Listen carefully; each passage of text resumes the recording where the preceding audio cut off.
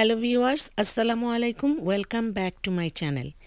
সবাইকে মাহে রমজানের শুভেচ্ছা জানিয়ে শুরু করছি আমার আজকের রেসিপি সিঙ্গারা। বিকেলের নাস্তায় অথবা কুইক স্ন্যাকিংয়ের জন্য অথবা ইফতারিতে বাঙালির সবচেয়ে প্রিয় খাবার সিঙ্গারা। আজকে সেই মজাদার সিঙ্গারা বানিয়ে আমি আপনাদেরকে দেখাবো।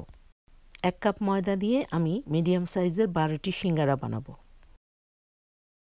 প্রথমে আমি সিঙ্গারার ডো বানাবো। আমি নিয়ে নিয়েছি 3 কাপ ময়দা, দিয়ে দিচ্ছি 3 টেবিল চামচ তেল, 1 চা চামচ লবণ।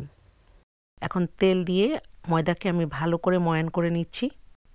এখন এর ভেতরে অল্প অল্প করে পানি দিয়ে আমি একটি ডো তৈরি করে নেব। সিঙ্গারা বানাবার জন্য একটু শক্ত ডো বানাতে হবে। দিয়ে দিচ্ছি এর ভেতরে কালিজিরা। সিঙ্গারার পুরের জন্য আমি চিকেনের ব্রেস্টের মাংস এবং 2টি আলুকে কিউব করে কেটে নিয়েছি। প্যানের ভেতরে এখন আমি তেল দিয়ে দিয়েছি পেঁয়াজ কুচি। এর ভেতরে একে একে দিয়ে দিচ্ছি 1 চা চামচ হলুদের গুঁড়া, 1 চা চামচ মরিচের গুঁড়া, 1 চা চামচ রসুনের গুঁড়া, 1 চা চামচ ধনের গুঁড়া, 1 চা চামচ আদার গুঁড়া, এলাচি এবং দারচিনি।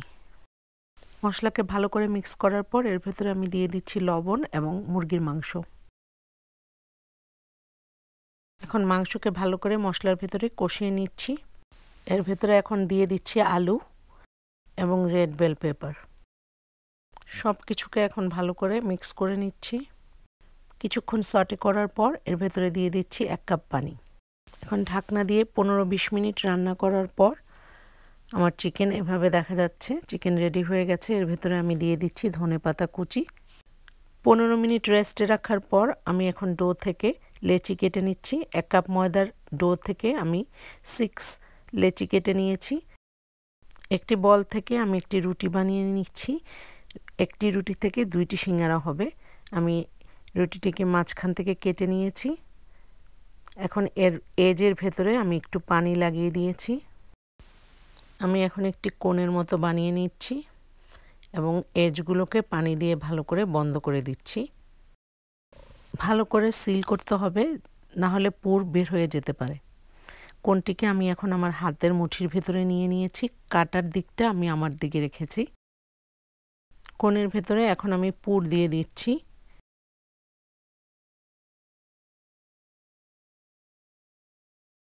সিঙ্গারার কোণের ভেতরে পুর দেওয়ার পর চামচ দিয়ে একটু চেপে দিতে হবে এবং বেশি ওভারলোড করা যাবে না। সিঙ্গারার কোণের চারপাশে এখন আমি পানি লাগিয়ে দিচ্ছি। এখন আমি সিঙ্গারার এক সাইডকে টেনে এনে আরেক সাইডের সাথে লাগিয়ে দিচ্ছি।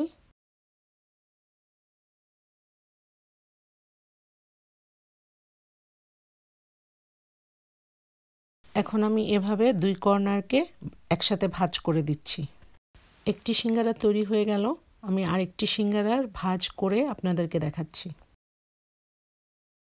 কোণ বানিয়ে নিচ্ছি। প্রথমে কোণের এজগুলোকে পানি দিয়ে লাগিয়ে দিচ্ছি।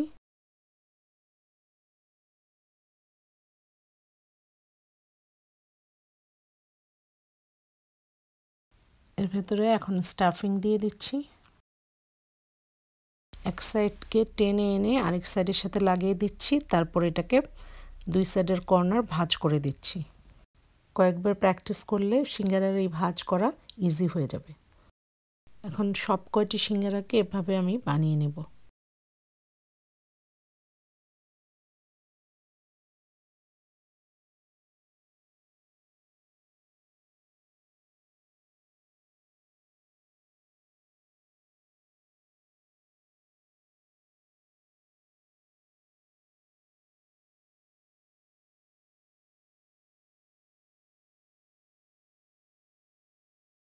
সব সিঙ্গারা আমার বানানো হয়ে গেছে। এই সিঙ্গারাগুলোকে আমি ফ্রোজেন করে রাখবো, বাকিগুলোকে আমি ভেজে নিব।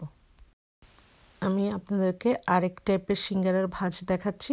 এটা জাস্ট রেগুলার ট্রায়াঙ্গেলকে ক্লোজ করতে হবে স্টাফিং দেওয়ার পর।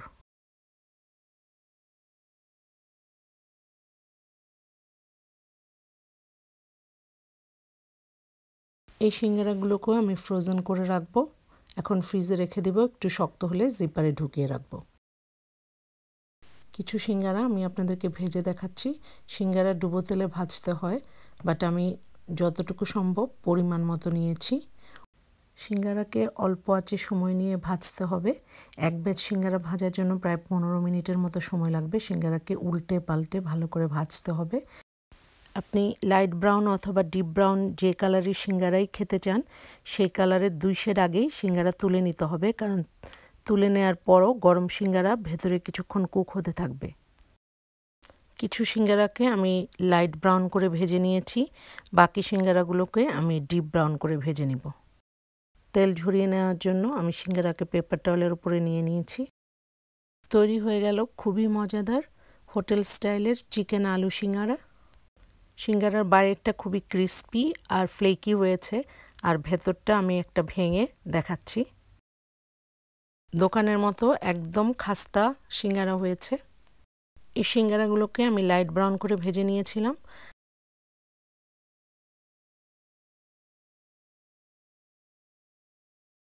বাকি সিঙ্গারাগুলোকে আমি ডিপ ব্রাউন করে ভেজে নিয়েছি। আমার আজকের এই রেসিপিটি ভালো লাগলে অবশ্যই লাইক করবেন, শেয়ার করবেন। যারা এখনও আমার চ্যানেলটিকে সাবস্ক্রাইব করেননি প্লিজ সাবস্ক্রাইব করবেন, আর যারা সাবস্ক্রাইব করেছেন তাদেরকে অসংখ্য ধন্যবাদ। আবারও কথা হবে অন্য কোনো রেসিপি নিয়ে। সে পর্যন্ত সবাই ভালো থাকবেন, সুস্থ থাকবেন। সবাই সবার জন্য দোয়া করবেন। আল্লাহ হাফেজ।